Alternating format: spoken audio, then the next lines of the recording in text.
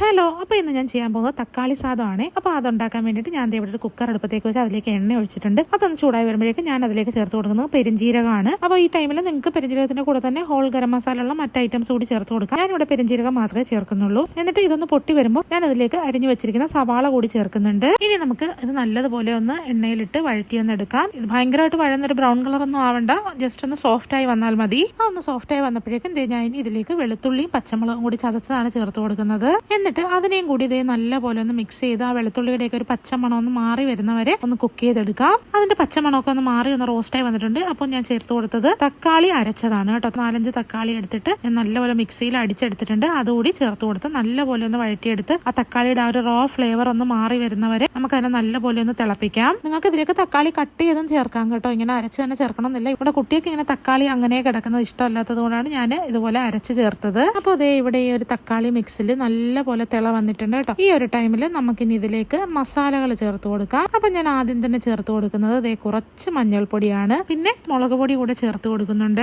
Last ആയിട്ട് കുറച്ച് ഗരം മസാല കൂടി ആഡ് ചെയ്യാം. ഇനി എന്നിട്ട് നമുക്ക് ഇതെല്ലാം കൂടി ഒന്ന് മിക്സ് ചെയ്ത് യോജിപ്പിക്കാം. ആ മസാല എല്ലാം തന്നെ ആ ഒരു തക്കാളി പേസ്റ്റിലേക്ക് നല്ലപോലെ മിക്സ് ആയി വരട്ടെ. അങ്ങനെ ദേ നമ്മുടെ മസാലകളെല്ലാം തന്നെ ആ തക്കാളി പേസ്റ്റിലേക്ക് പിടിച്ചു വന്നിട്ടുണ്ട്. ഇനി നമുക്ക് ഇതിലേക്ക് 2 ഗ്ലാസ് വെള്ളം ചേർത്ത് കൊടുത്തിട്ട് ആവശ്യത്തിനുള്ള ഉപ്പും കൂടി ആഡ് ചെയ്യാം. എന്നിട്ട് ഇതെല്ലാം കൂടി ഒന്ന് മിക്സ് ചെയ്തതിന് ശേഷം ഈ ഒരു വെള്ളം നല്ലതുപോലെ ഒന്ന് ബോയിലായി വരുന്നവരെ വെയിറ്റ് ചെയ്യാം. അങ്ങനെ ദേ ഇവിടെ വെള്ളമൊക്കെ നല്ലപോലെ ബോയിലായി വന്നിട്ടുണ്ട്. ഇതിലേക്ക് ഞാനിവിടെ കഴുകി മാറ്റി വെച്ചിരുന്ന അരി കൂടി ചേർത്ത് കൊടുക്കുകയാണ്. എന്നിട്ട് വീണ്ടും ഒരു തിള വരുമ്പോഴേക്കും നമുക്ക് കുക്കർ ഒന്ന് അടച്ചു വെച്ചിട്ട് ഒരു 3 വിസിൽ വരുന്നവരെ വെയിറ്റ് ചെയ്യാം. അങ്ങനെ ദേ 3 വിസിലൊക്കെ അടിച്ച് പ്രഷറൊക്കെ പോയതിന് ശേഷം നമുക്ക് ദേ ഈ ഒരു മൂടി ഒന്ന് തുറക്കാൻ പോവാണ് കേട്ടോ. അപ്പോൾ ദേ ഉണ്ടോ നല്ല അടിപൊളി ആവി പറക്കുന്ന നല്ല ടേസ്റ്റി തക്കാളി സാദം റെഡി ആയിട്ടുണ്ട്. നമുക്കൊരു സ്പൂൺ വെച്ചിട്ട് ഇതിനെല്ലാം ഒന്ന് മിക്സ് ചെയ്യാം. നമുക്ക് അച്ചാറിന്റെ കൂടെയോ പപ്പടത്തിന്റെ കൂടെയോ ഒക്കെ അടിപൊളിയായിട്ട് കഴിക്കാം. വേറെ കറികളൊന്നും ആവശ്യമില്ല. എല്ലാവരും തീർച്ചയായും ട്രൈ ചെയ്ത് നോക്കണം. അപ്പോൾ ഇത്രയേ ഉള്ളൂ കേട്ടോ ഇന്നത്തെ വീഡിയോ. ടാറ്റാ.